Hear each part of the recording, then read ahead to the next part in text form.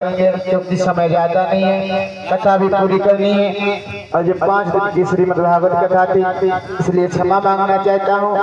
आइए गौर करेंगे, इधर से हरिहर गंगा जी के किनारे व्यास पुत्र सुखदेव भगवान राजा परीक्षित को कथा श्रवण कराने लगे और कहने लगे, पुत्र आज इस कथा का पंचम दिवस है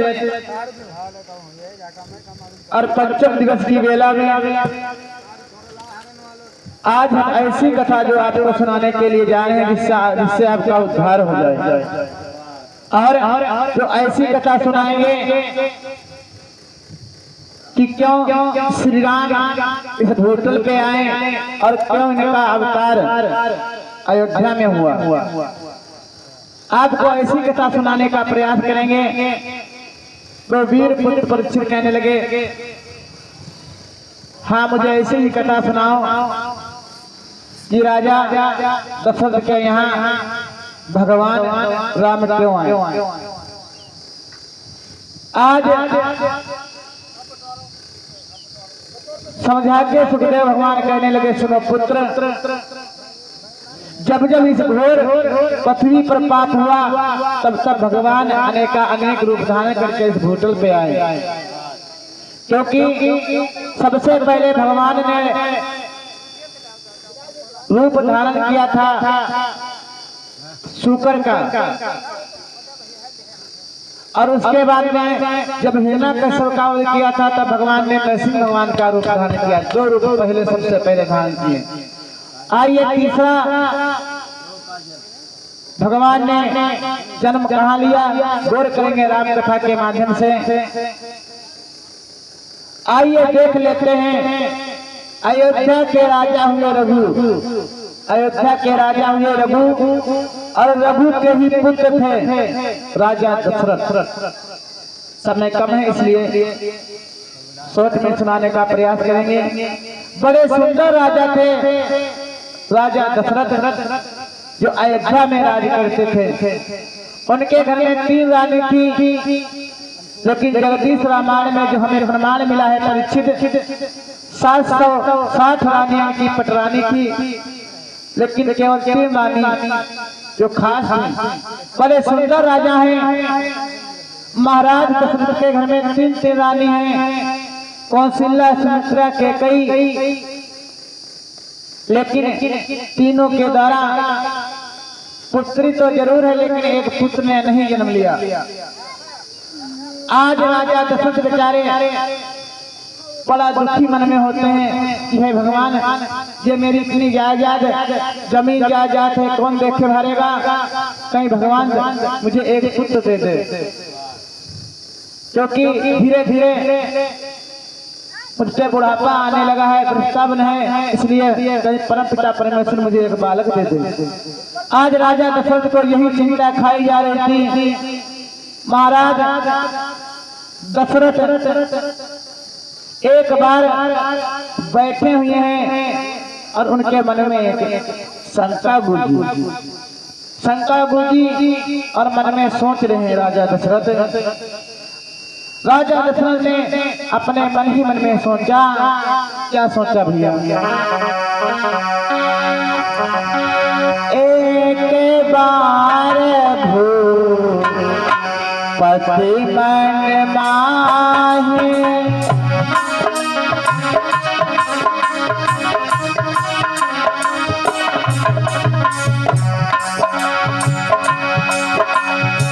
एक बार भूपति मन माहे,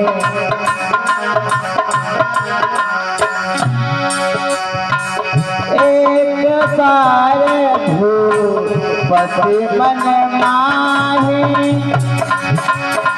भई गिलाने मोरे सुत नाहे।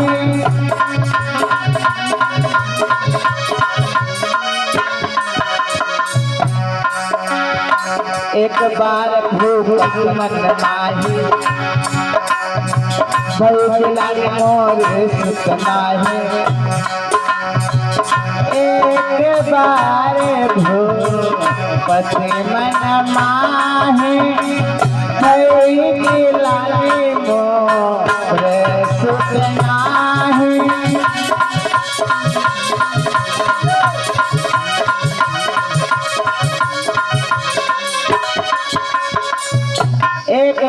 परीक्षित राजा दशरथ ने मन में बात सोची। क्या सोची?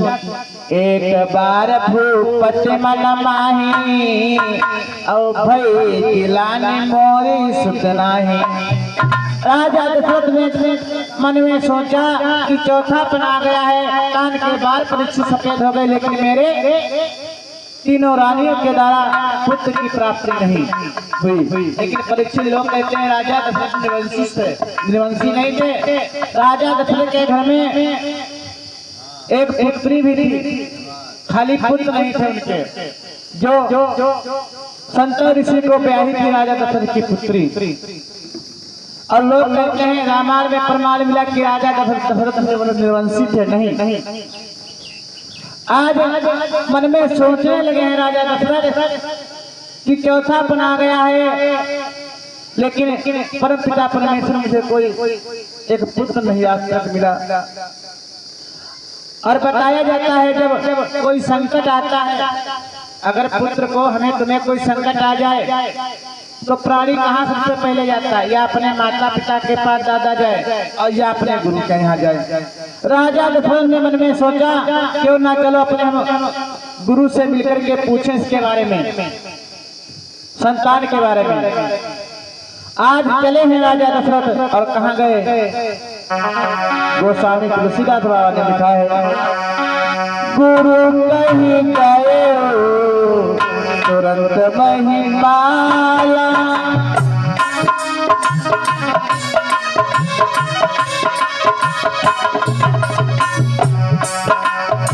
गुरु कहीं गए तुरंत महिमाला,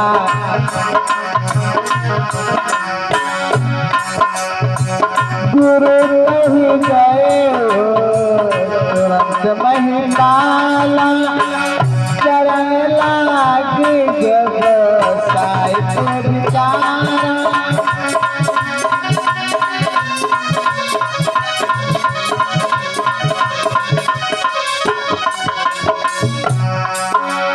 राम सिया राम जय जय राम, राम सिया राम जय जय राम।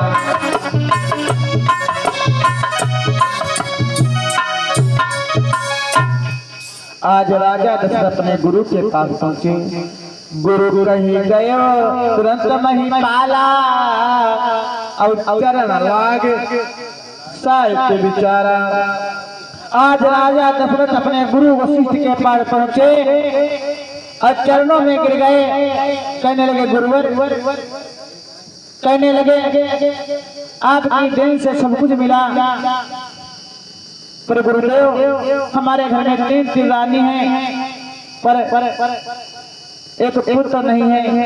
गुरु वशिष्ठ कहने लगे अब चिंता ना करो राजा दशरथ, तुम्हारे घर में एक नहीं बल्कि चार पुत्र हैं होंगे, पर ऐसे नहीं जाओ, तुम अपने यहाँ पुष्प यज्ञ करो और संगी ऋषि को बुलाओ और तुम्हारे घर में जाओ, तीनों रानियों के द्वारा एक नहीं बल्कि चार पुत्रों की प्राप्ति होगी। देखो परीक्षित, इसीलिए देखो पुण्य की प्रकार तक बताई जाती है। यह श्रीमद् भागवत कोई साधारण कथा नहीं है। इसी कथा से ये कथा सुख में भी सुनी जाती है और दुख में भी। देखो राजा दशरथ के यहाँ पुत्र नहीं थे, राजा दशरथ ने अपने यहाँ पुत्र यज्ञ रचाई और उसी के द्वारा एक नहीं बल्कि चार पुत्र होंगे। इसी कथा के माध्यम से जानोगे आप। आज राजा दशरथ घर गए और तुरंत ही आज मंत्री को आज आदेश दिया जाओ सिंगी ऋषि को बुलाया जाए। और तुरंत ही राजा दशरथ ने अपने सिंगी ऋषि और गुरु को वशिष्ठ को बुलाया। कैसे भैया? सिंगी ऋषि वशिष्ठ बुलावा,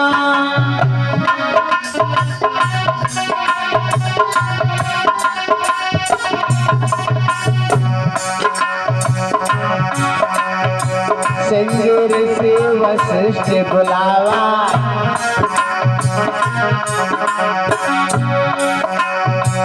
सिंगी ऋषि वशिष्ठ बुलावा पुत्र का मन शुभ या रचावा।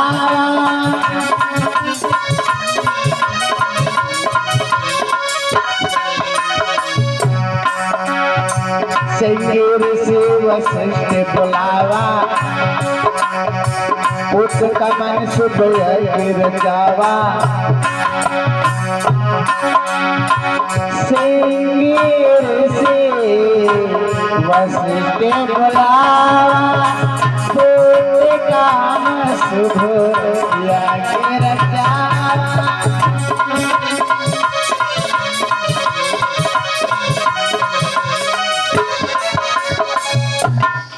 आज राजा दशरथ ने सिंगी ऋषि वशिष्ठ बुलावा और पुत्र का मन शुभ गिर जावा। आज राजा दशरथ ने अपने गुरु वशिष्ठ को और सिंगी ऋषि को बुलाया। आज पुत्र यज्ञ हुई। आज बैठे हैं राजा दशरथ हवन पे, हवन हो रहा है, आहुति डाली जा रही है। साथ में सिंगी ऋषि वशिष्ठ हवन करा रहे हैं और इधर भगत संग गुरु वशिष्ठ आहुति छोड़ रहे हैं। तब तक क्या होता है भैया, बताया गया है भगतन संग गुरु आहुति दीना।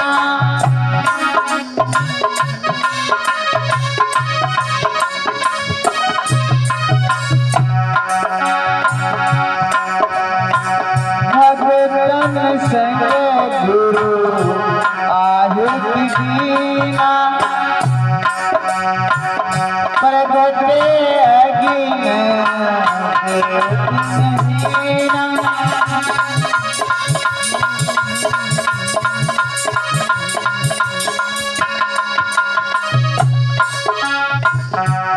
इधर हवन चल रहा है, आहुति छोड़ी जा रही है।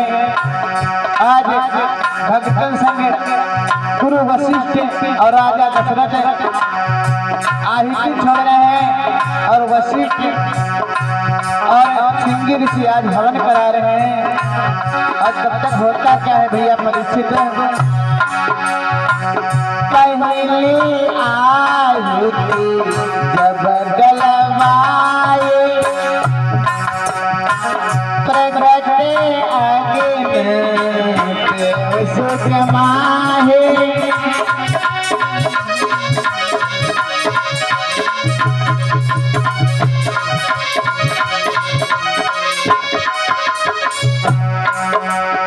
पहली आहुति जब डलवाए प्रगटे अग्नि देव सुख माहे। पहली आहुति जब डलवाए प्रगटे अग्नि देव सुख माहे।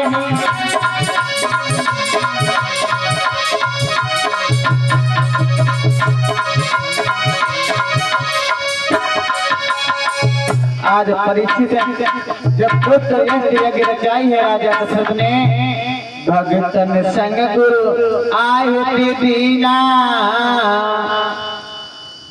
अरे भगत संग गुरु आहुति दीना, पहली आहुति जब डलवाई और प्रकटे अग्नि देव सुख माही। बोलिए अग्नि देव महाराज की। आज सिंगी ऋषि ने पहली आहुति जब जलवाई है तब तक अग्नि देवता प्रकट हो गए। अग्नि देवता के हाथ में एक खीर का कटोरा है और खीर का कटोरा लेकर अग्नि देव जब प्रकट हो गए तो आज राजा ने सबसे पहले देखा तो अग्नि देव को प्रणाम किया। अग्निदेव कहने लगे राजा दशरथ, जाओ तुम्हारी पुत्र यज्ञ पूर्ण हुई, जो लोग खीर का कटोरा और जाओ तुम अपनी तीनों रानियों को खिला देना और तुम्हारी रानी तीनों गर्भवती हो जाएंगी। जाओ राजा दशरथ। हमारे घर में एक नहीं बल्कि 4-4 पुत्र होंगे। आज राजा दशरथ बहुत खुश हो गए। आज हवन संपूर्ण रूप से पूर्ण हुआ। इधर विश्वामित्र वशिष्ठ अपने धाम चले गए। आज राजा दशरथ वही खीर का कटोरा लेकर के आज आए। जब खीर का कटोरा लेके आए तो राजा दशरथ ने आज तीनों रानियों को खीर का कटोरा दिया। जब खीर का कटोरा दिया और किसको कितना भाग दिया, गोस्वामी तुलसीदास बाबा ने हर चौपाई में वर्णन किया है। गोस्वामी तुलसीदास बाबा ने लिखा है कि आधे भागे को सिलाई दीना,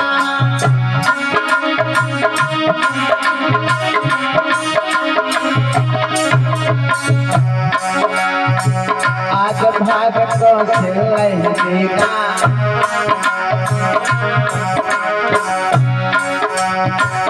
आधे भागे को सिलाई दीना, आधे में आधा कर देना।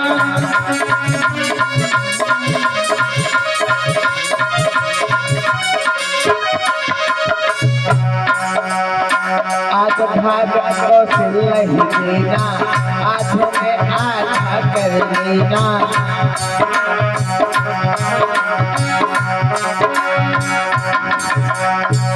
आधे भागे को सिलाई देना, आधे में आधा कर देना।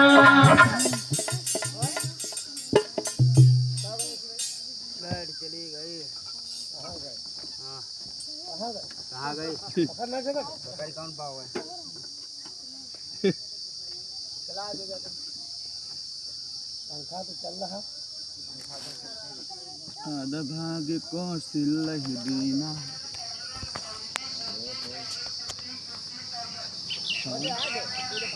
आगे व्यक्ति बता दो सूरज घूमिया चालू ना करे बता दो चालू कर दिया है। पंखा चल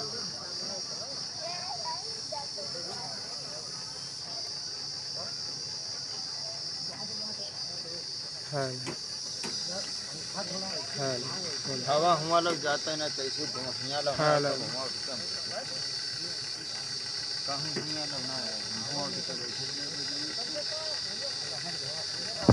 मशीन में सर खोलो भैया पंखा चालू करने की करते। बोलिए सीतारामचंद्र की। आज उसी समय राजा दशरथ ने किया क्या, आध भाग को सिलाई देना और आधों में आधा कर लेना।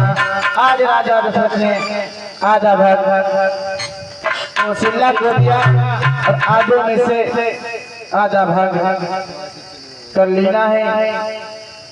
आज जब आधे में से भाग आधा आज राजा दशरथ ने जैसे ही आगे करके वो खीर का कटोरा दिया और वो रानियों ने क्या किया, आध भाग को सिलाई देना, आधा में आधा कर लेना। जब तक हुआ क्या, वो आधा भाग जो था कौशल्या ने खाया कि रानियों ने, लेकिन आधा जो भाग बचा था वो रख दिया। चले आसमान में एक चील उड़ी और वो खीर का कटोरा लेकर उड़ी और वो खीर का कटोरा लेकर जो उड़ी है तो कहाँ गई, माता अंजलि के दरवाजे पर। तो माता जी के अंजलि के दरवाजे पर वो खीर का कटोरा डाला और अंजलि मैया ने वो खीर आधे जो खीर थी मैया अंजलि ने खा ली। उनके गर्भ उतर गया, उन्हीं के गर्भ से जन्म हुआ बजरंगबली बाबा का। बोलिए बजरंगबली बाबा की। और इधर तीनों रानियों के द्वारा कौशल्या के गर्भ से राम का जन्म हुआ है, केकई के द्वारा भरत और शत्रुघ्न का, और सुमित्रा के द्वारा लक्ष्मण का जन्म हुआ। बोलिए श्री रामचंद्र महाराज की, बोलिए साचे दरबार की। जो आधा भाग था खीर का कटोरा का, चीर उड़ के ले गई थी, अंजलि मैया ने खाई थी, उसके द्वारा हनुमान जी का जन्म हुआ। और कौशल्या के गर्भ से राम का जन्म, और सुमित्रा के गर्भ से लक्ष्मण का, और कैकेयी के भरत और शत्रुघ्न हुए। आज इस प्रकार से भगवान का राम का जन्म हुआ। धीरे धीरे भगवान का राम का जन्म हुआ है, लेकिन इनका जन्म बताया गया है, वो स्वामी तुलसीदास बाबा ने वर्णन किया। कब हुआ कि नौमी तिथि मधु मास पुनीता,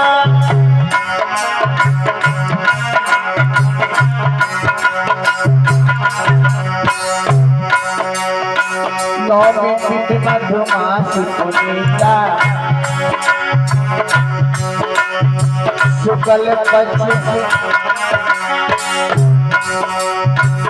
नौमी तिथि मधु मास पुनीता, शुक्ल पक्ष मधु मास पुनीता।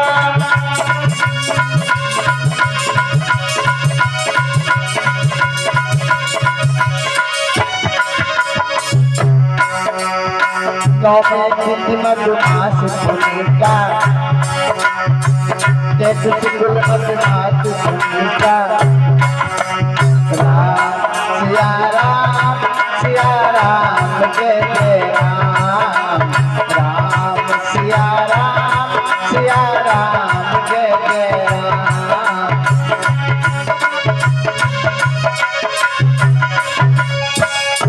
आज नौमी तिथि को चैत मास शुक्ल पक्ष को भगवान राम का जन्म हुआ। बोलिए सीताराम चंद्र की, बोलिए शंकर भगवान की।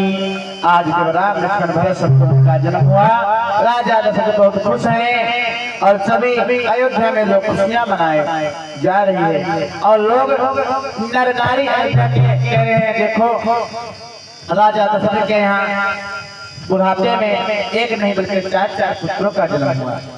इस प्रकार से भगवान राम का जन्म हुआ और अयोध्या के भूमि पे आ गया। इधर जब अयोध्या में जन्म हुआ है भगवान का, आज श्री राम धीरे धीरे बड़े होने लगे हैं। जब धीरे धीरे बड़े होने लगे तो अपने गुरु के यहाँ जाकर के उन्होंने धनुष की विद्या सीखी, और धनुष विद्या सीख करके आज एक बार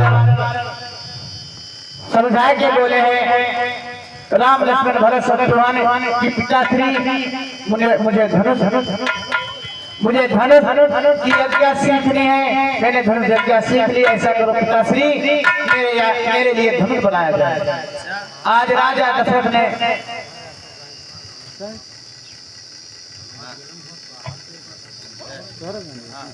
देखो ज्यादा पे जब हमारे दौर आइए हमारे बाबा जी का